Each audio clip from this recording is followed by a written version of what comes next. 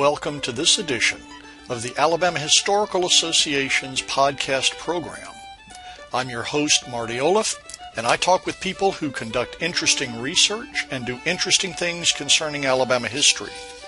You can find out more about the Alabama Historical Association, a membership organization devoted to Alabama history, by pointing your browser at our website, www.alabamahistory.net. Our guest today is Lonnie Burnett, the professor of history at the University of Mobile and the newly elected president for the Alabama Historical Association for 2014-2015. Lonnie, thanks for being with us today. We'd like to know what you plan for your term in office. Well, Marty, it's great to be with you. Thank you so much for the opportunity. And let me say first what an honor it is to lead this organization, because a lot of my heroes and heroines in the field, so to speak, have been past presidents, including yourself, by the way. I've got basically four things I'm looking at this year. Some are continuations and some are actually departures. But first of all, it's just membership. We had a very good membership year, I believe, under the leadership of Gail Thomas, and we are right at 1,000 members. I want to push that to over 1,000. That's priority one, not just for numbers' sake, but obviously for involvement and participation and exposing more and more people to a great history of our great state here. I would like to see the membership grow, especially among one group that we may have overlooked a little bit, and that leads to my second initiative. I want to reach out in a big way to high school teachers. We're going to start this actually in Columbiana. The new superintendent of the Alabaster school system is a good friend of mine. He was actually our superintendent in Saraland.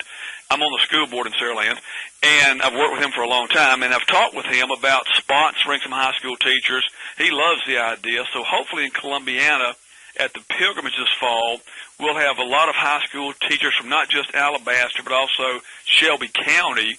They've agreed to provide some scholarships for some of their teachers. So I would like to see us, even at our meetings, perhaps go into the high schools to talk to classes while we've got people in their community, make ourselves available to them in the high schools. The third plan is more and more undergraduate students. I know we reach out to graduate students, but here at the University of Mobile, we require our state history students to become members. It's almost like a fee for the course. It's only a $15 student fee, so we've gotten probably 30 members over the last 2 or 3 years in this course. I would like to see our colleagues across the state perhaps do a program like this. If it could be added as a course fee or even a voluntary program, I'd like to see us get more and more undergraduate students, because that's our future teachers, our future professors. That's the future of the organization.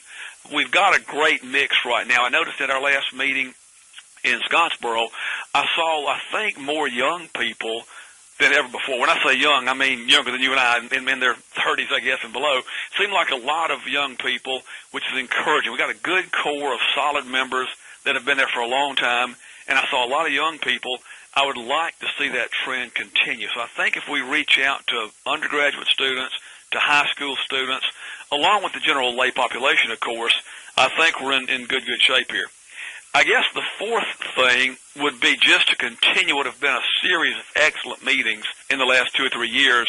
We were talking at Scottsboro the other day with someone, and we all agreed in this group that the biggest value of this organization, especially I think in the pilgrimage, is you're exposed to places you'd have no other reason in the world to go to. Example, the meeting you hosted, Marty, in Eufaula, I had never in my life been to that part of the world. It was beautiful. We've since planned a vacation to go back.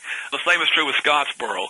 I had never in my life been to Scottsboro. I've gone up Interstate 59 many times, but you never get off the road. Lounsboro, I think of a few years ago. Horseshoe Bend, I've never been to. I've been in this state my entire life, and it seems like every meeting we go to places that are off the beaten path, but once you get there, you realize what a great location it is and the great history.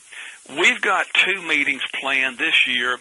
The pilgrimage, I think, will expose people to a new place. We're going to go to Columbiana, which I've been to Birmingham. I can't count the times in my life. But right there at exit, I believe it's 228, when you get off and go to Columbiana. What a marvelous little community. And the people there have just been so receptive. They're thrilled to have us coming in October. But I think this will be a case of exposing our members to a new location. Next spring, in 2015 will be here in Mobile. That's a familiar sight, of course, but we're going to see some parts of Mobile and some aspects of Mobile that I hope folks have not seen before, including the Mobile Museum, the renovation they've done, lots of renovations at Fort Condy. So it's a chance for the members that have been here many times, I think, to see a new part of Mobile as we develop the downtown area. So, I mean, those four things, Marty, are pretty much what I want to do, especially, I think, the outreach. And I believe under your administration, we started more of a social media outreach. You know, let's keep that going.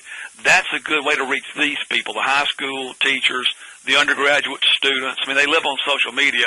I think things like we're doing today, a podcast, the Facebook, the Twitter, let's keep that going. Let's expand that.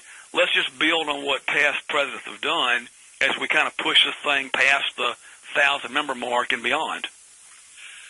Well, Lonnie, it sounds like you've got plans in place. Let me ask you about your undergraduates that join. Do they stay with the organization? We're actually in the second or third cycle. Just through anecdotal evidence, I know some do. I'm sure some just do it for that year, get their 4 journals, and that's it. But I do know in some cases, because they've told me, they've gone on to renew. You know, in Mobile, we'll get our student workers from this class. Matthew Downs, one of our members, will offer that class in the spring of 2015. So part of the requirement will be to work at the AHA meeting. So we get, you know, a good source of labor. They get exposure to conferences. They can put this on their resumes as they go to graduate schools. I just think it's beneficial. I would like to see other departments do this because I think it's a good thing for our students to expose them to the professional part of being a historian.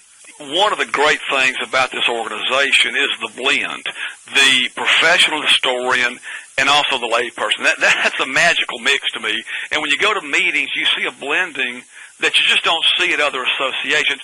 I love the Southern Association, of course, but you don't see a blending like you do at the AHA of your professional academician and your person who works for a local historical society or a genealogist or just a person that loves history.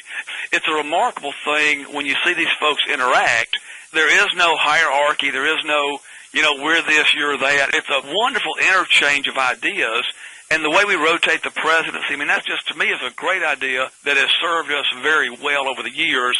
And I think that both groups benefit from interaction with that other group. It's just good mixing, I think. What else you got going on? We are busy planning meetings right now. As all presidents know, the best laid plans go awry. So we're dealing this week, actually, with venues for the Mobile meeting. Mark Wilson and I will drive up to Columbiana June the 6th to meet that group there. They've got plans well underway. We were in Mobile last week talking to hotels and venues and just, you know, details, logistics to straighten out. It's amazing. I tell my colleagues here I'm planning a meeting. They say, when's the meeting? I say it's next April. And they say, well, gosh, that's a long time off. But as you well know, it's not a long time off. When it comes to booking hotel rooms for 200 people and eating facilities and banquet spaces and programs, 12 months is not a long time. So we've got folks on the ground right now planning these meetings to try to top what just happened a few weeks ago, which will be hard to do, by the way, the Scottsboro meeting. But we're going to try and top that. And we're on the ground right now running, planning both Columbiana for October and also planning Mobile in next April. So it's a lot of preparation, a lot of folks involved. Mark Wilson, God love him, is always involved. He's with us in every step of the way, you know, giving advice and counsel and on the ground with us. So it's going very well, though. It's a very enjoyable thing to do, and we're having a good time doing it. Good luck with your term and accomplishing your agenda, and thank you for joining us. Marty, I appreciate always talking to you. Thank you for joining us today. This has been another edition of the Alabama Historical Association podcast program. Our music is the traditional tune Whistle By, performed at City Stages in 1996 by James Bryan and Carl Jones. It's provided courtesy of the Alabama Folklife Association, which you can find on the web at alabamafolklife.org.